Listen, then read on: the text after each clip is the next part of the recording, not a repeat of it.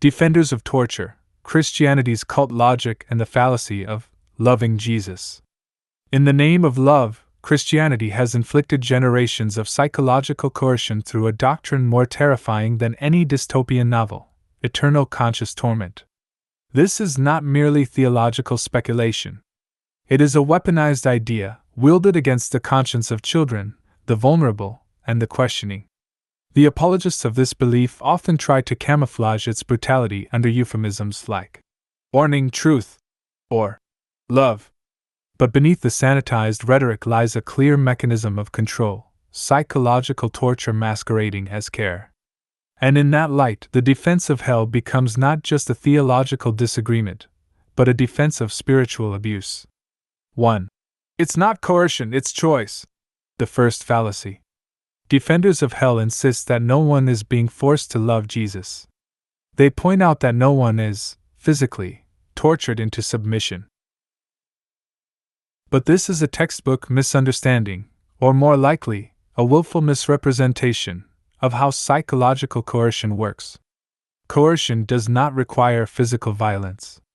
The threat of infinite torment, of burning forever if you do not submit to a specific belief system, is not a gentle invitation.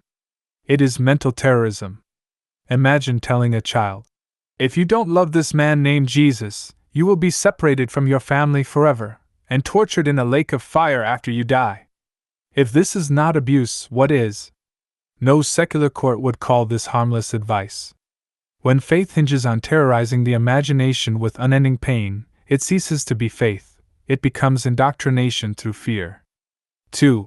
Jesus warns because he loves. The abuse justifier. This is the spiritual equivalent of an abuser saying, "I only hurt you because I love you." The idea that Jesus, lovingly, warns people about hell while simultaneously allowing it to exist undermines the very definition of love. To offer someone a gift of salvation from eternal torment, which your theology says he himself allows, is a bait-and-switch of cosmic proportions. Love that comes with a gun to the head is not love. It's hostage-taking. The argument that Jesus suffered on the cross so we wouldn't have to go to hell only reinforces the problem. This is divine blackmail. Worship me because I paid your ransom, or suffer forever. That isn't grace. It's a mafia tactic. 3. Hell is just separation from God. The sanitized horror. Another common defense is to redefine hell not as fire, but as separation from God. This sounds softer, but in most Christian theology, the result is the same: conscious, eternal anguish. Whether it's literal flames or existential isolation, the pain is real, unending, and disproportionate to any human crime. And let's ask plainly, what kind of God, supposedly omnipotent and loving, creates a system where someone's finite mistakes are punished with infinite suffering? Even the worst human tyrants would be considered sadists for such logic. But when it's cloaked in sanctified language, it's called justice. This rebranding of torture as freedom to choose hell is like offering someone a choice between worshipping a dictator or being sent to a dungeon forever, then calling it democracy. 4. But people die for their faith.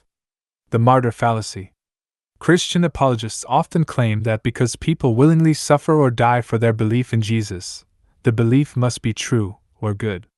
This is both historically dishonest and logically flawed. People have died for countless religions: Islam, Hinduism, Buddhism, even cults like Heaven's Gate. Martyrdom does not validate truth, it only proves conviction. Conviction is not evidence. People can be brainwashed into believing anything if the stakes are high enough, especially when the belief system begins its indoctrination in childhood, reinforced by community, culture, and fear of damnation. 5. You're just offended by accountability. The gaslight.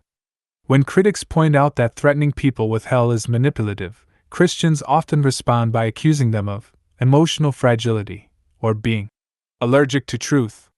This is a smokescreen, a gaslight designed to flip the conversation from systemic harm to personal offense. But the concern isn't that Christianity is merely uncomfortable. The concern is that it conditions people to accept emotional blackmail, normalize the trauma of eternal threats, and believe that love can be offered on the condition of surrender. That's not morality. That's moral abuse. 6. Christianity isn't a cult. The delusion of exception. According to many definitions of cult behavior, Christianity meets the criteria. A charismatic central figure who must be worshipped. Absolute claims about truth and morality. Social isolation of those who doubt or leave. A fear-based control mechanism, hell. The idea that Christianity is not a cult because it has old books and big buildings is like saying a toxic relationship is fine because it has a marriage license. Let's be honest, if any new religion emerged today claiming that non-believers would burn in fire forever, we'd call it a destructive cult. Christianity is simply an ancient one, normalized through centuries of power, not purity. Conclusion: love should not be a threat. When defenders of Christianity dismiss critiques of hell as emotional overreaction, they miss, or dodge, the core point. Any ideology that hinges on eternal punishment for disbelief is inherently coercive. The fact that many Christians have internalized this coercion as love is precisely what makes it so dangerous. The threat of hell is not a loving warning. It is not a metaphorical seatbelt. It is the psychological equivalent of spiritual warfare against the autonomy of the human mind. To believe it out of fear is understandable. To defend it proudly is madness. And to call that madness grace is the final fallacy of the cult.